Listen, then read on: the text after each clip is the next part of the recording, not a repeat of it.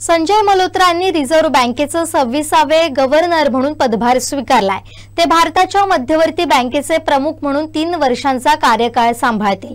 मल्होत्रा यांनी मावळते गव्हर्नर शक्तिकांता दास यांच्यानंतर बुधवारी आरबीआय प्रमुख म्हणून पदभार स्वीकारलाय। एएसआय अधिकारी संजय मल्होत्रा यांना वित्त, कर, ऊर्जा, माहिती तंत्रज्ञान आणि खाणकाम यांसारख्या प्रमुख क्षेत्रांमध्ये 33 वर्षांचा अनुभव आहे। मल्होत्रा हे सर्वोच्च बँकेचे 26वे गव्हर्नर असतील। ते दास यांच्या जागी असतील, ज्यांचा कार्यकाळ मंगळवारी संपला। आरबीआय महागाई नियंत्रण आणि आर्थिक वाढ मंदावणं यांसारख्या आव्हानांचा सामना करत असताना मल्होत्रा यांची नियुक्ती एका महत्त्वपूर्ण टप्प्यावर झाली आहे। मल्होत्रा सध्या अर्थ मंत्रालयात सचिव म्हणून कार्यरत आहेत। यापूर्वी त्यांनी वित्तीय सेवा विभागात सचिव पदही भूषवलंय। संजय मल्होत्रा हे त्यांच्या बॅचचे टॉपर आहेत, त्यामुळे त्यांना गृहराज्य राजस्थानचं केडरही मिळालं।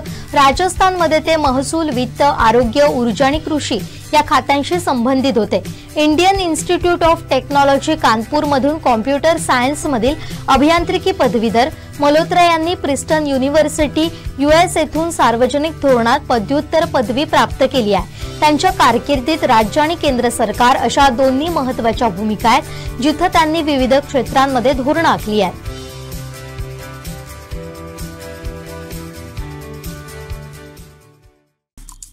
आमचे दिवसभरातले सर्व अपडेट्स, ताज्या घडामोडी आणि थेट लाईव्ह पाहण्यासाठी सबस्क्राइब करा, लाईक करा कोकणचं नंबर 1 महा चॅनल कोकण 7 लाईव्हचं YouTube चॅनल।